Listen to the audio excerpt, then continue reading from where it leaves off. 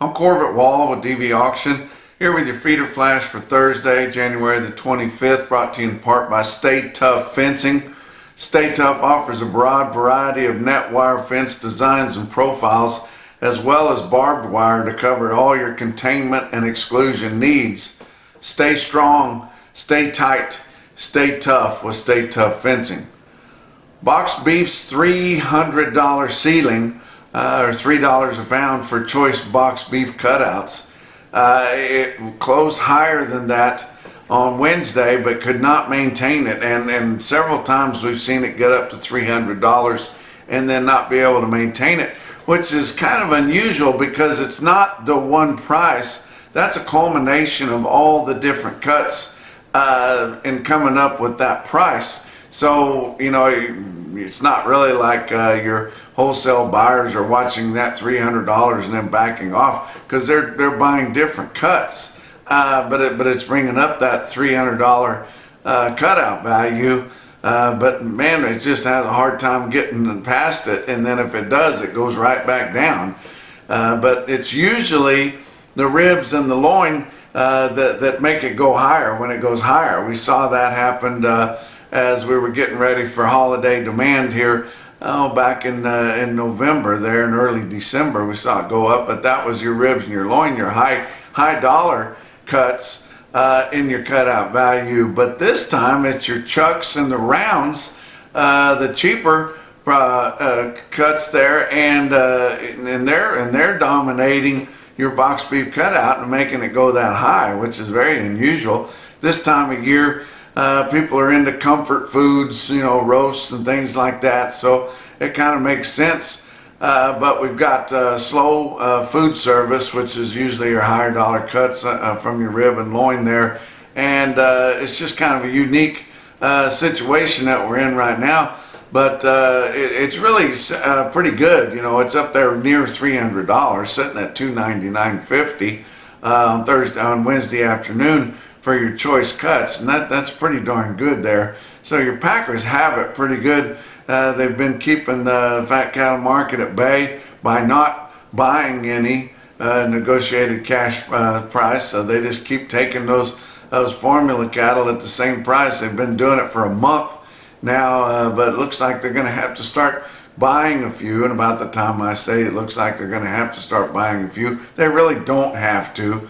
And that's what scares me, is they could probably get by just on the formulas, negotiated grid with no negotiation, and some forward contracts. But they have come out as early as Wednesday and started buying some cattle, especially in the southern plains, where they haven't bought any cattle hardly at all in the southern plains for a month here. And they did buy some on Wednesday. And so that's a sign that maybe they are getting a little bit hungry. At least one packer was on Wednesday to buy some cattle, negotiated cash in Kansas, and it was 50 cents to mostly $1 higher. So I guess that's a positive thing we can look at. But after a slow start to our slaughter in 2024, our fats are now backed up.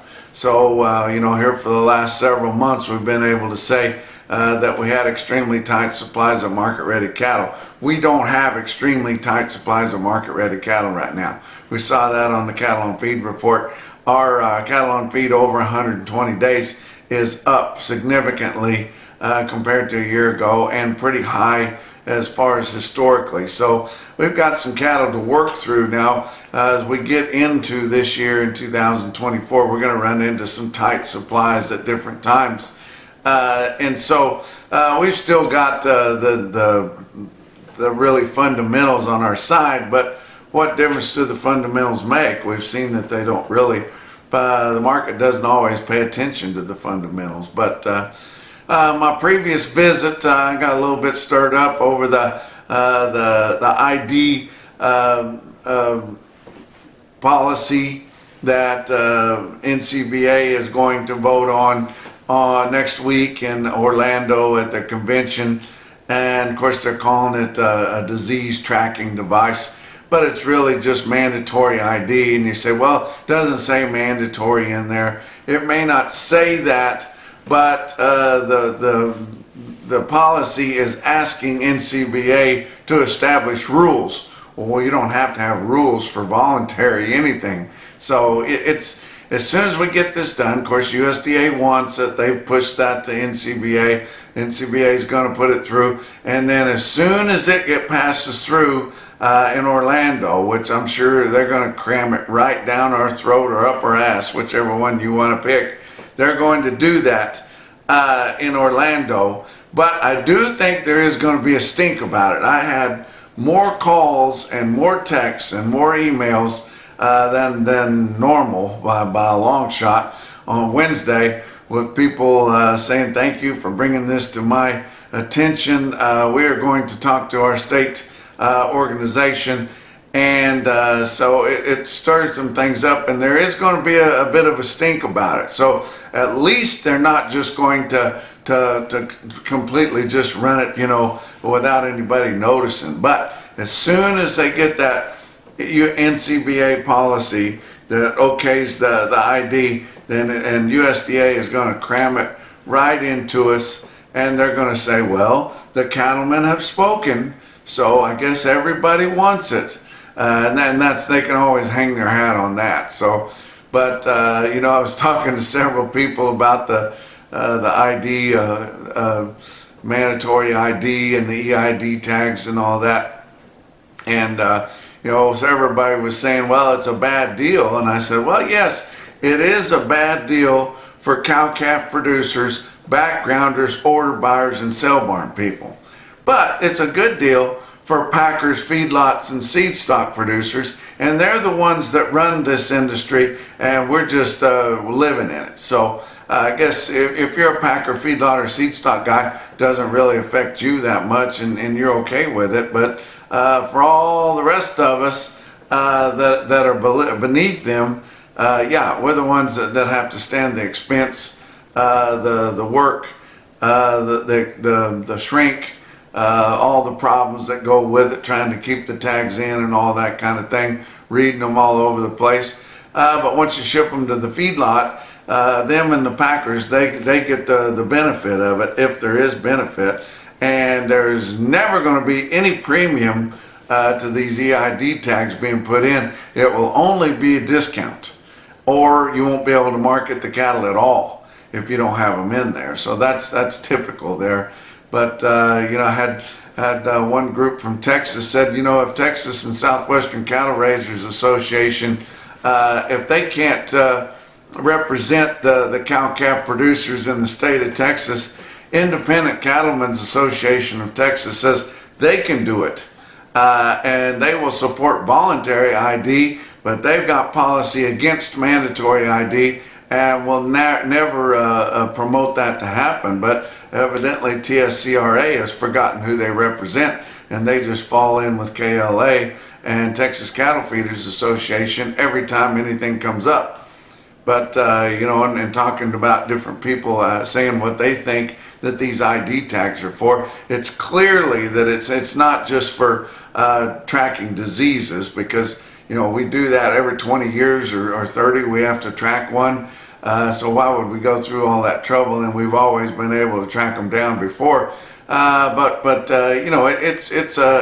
going to be a tracking device, of course, to track the movement of cattle, to track your investments, for taxes, things like that, probably for numbers of head on BLM. That's not Black Lives Matter, that's Bureau of Land Management Properties there, which they think about that a lot out west, because I've been out there quite a bit, and they think about that a lot.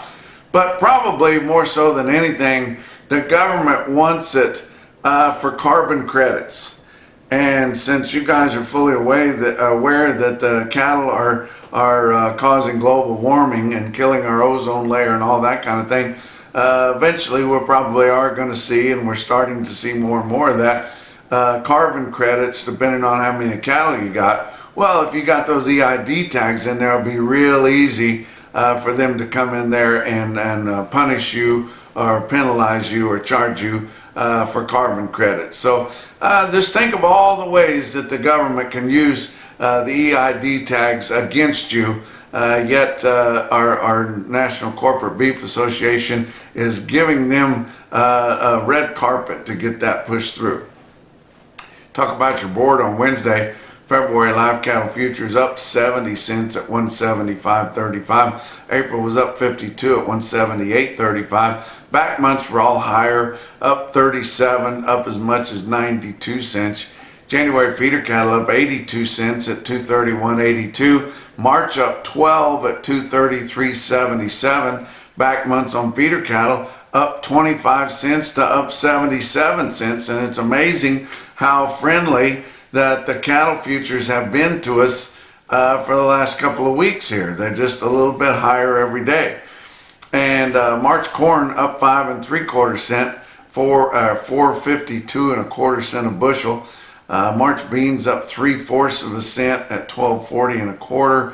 Kansas City hard red winter wheat for March up 8 1/4 cents at 6.25 3/4. Fat cattle trade, like I said, we did see a little bit of negotiated trade, which is nice to see when it's other than Friday afternoon after everybody's done for the week and everybody's pretty much gone home and can't get the word out and nobody knows what the market is. The market is 174. So in Iowa, they sold 100 head that way, which is actually steadied a week in Iowa there at 174, but that's all they sold. Nebraska didn't sell a hoof, negotiated cash for the first before 2 o'clock on Wednesday, but Kansas sold 5,900. That's about all they've been selling for the week, the last few weeks there, but all at 174 to one major packer there, and that was 50 cents to $1 higher. Texas sold 300. That was confirmed, and I think they sold some more after the 2 o'clock deadline, but 174 there, which would also be mostly a buck higher there. So that's encouraging. Sioux Falls Regional Livestock in Worthing, South Dakota had fat cattle auction and had a pretty good run. Their fats were $2 to $4 higher. Conventional fed cattle, steers and heifers, Worthing, South Dakota sell from 170.275 to 178.50. They had 220 head of heavy steers weighing from 1,600 to 1,820. Some of those sell up to 181.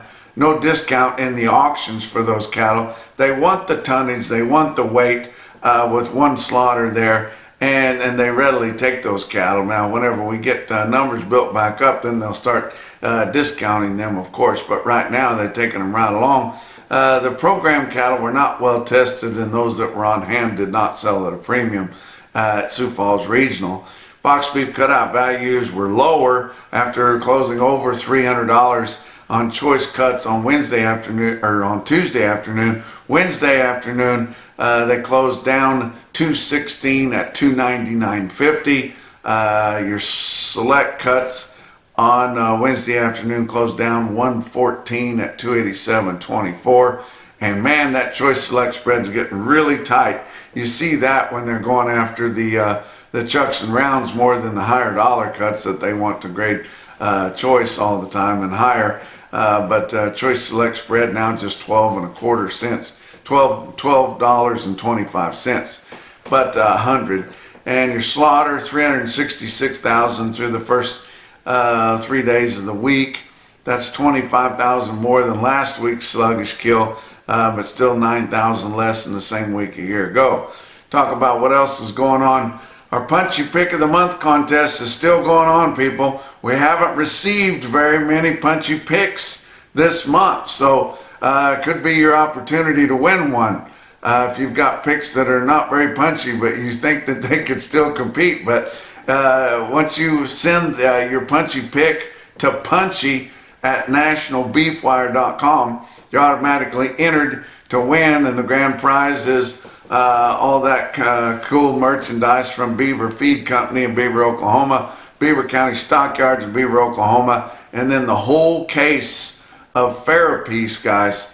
And I tell you what, this is such a revolutionary product. Everybody's talking about it.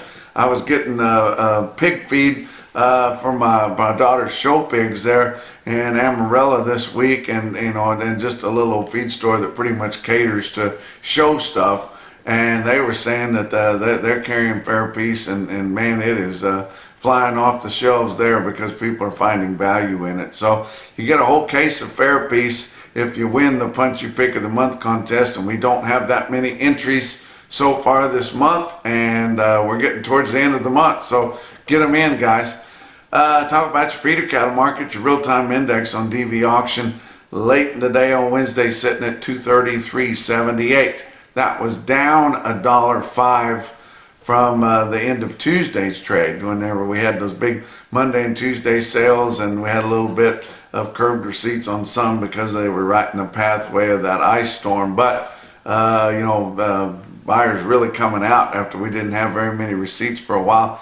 Now we're starting to get a lot of receipts, heavy receipts, in almost every sale barn that has very big runs at all, and it's starting to pull down on the market a little bit. That just happens. That's supply and demand. It's supposed to happen that way. But thankfully, we have the sale barns for price discovery on calves and yearlings, and we know exactly what the market is.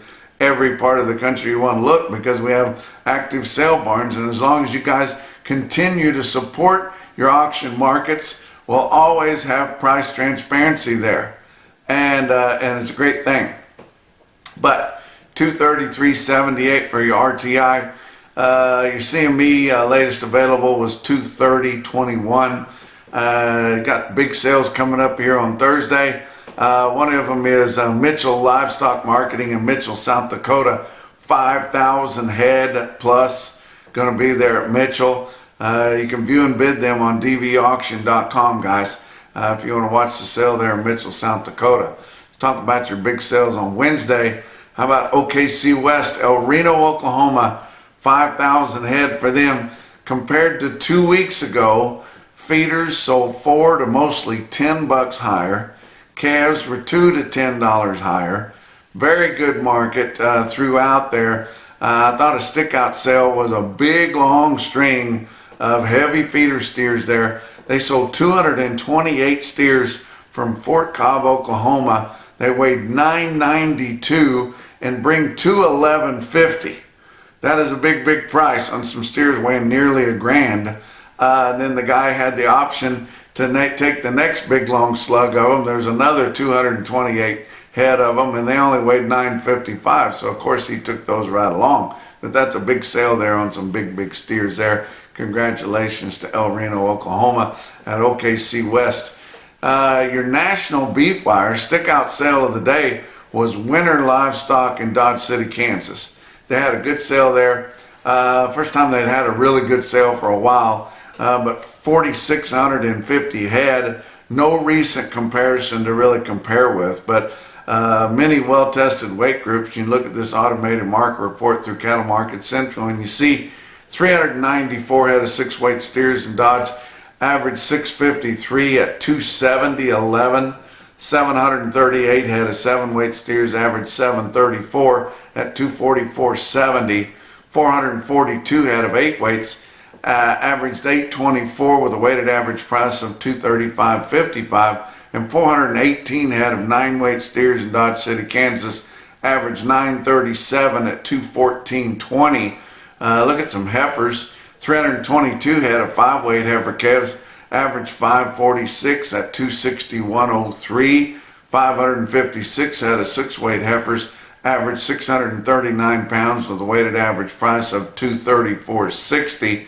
And 690 head of 7-weight heifers at Winter Livestock in Dodge, they average 741 pounds with a weighted average price of $217.50. So really good sale there at Winter Livestock in Dodge City. Got some individual quotes for you. How about Wright County Livestock in Mountain Grove, Missouri? One of our DVAuction broadcasters. They just keep impressing every week. Had a good sale there. That's in South Central, really South Central Missouri, guys.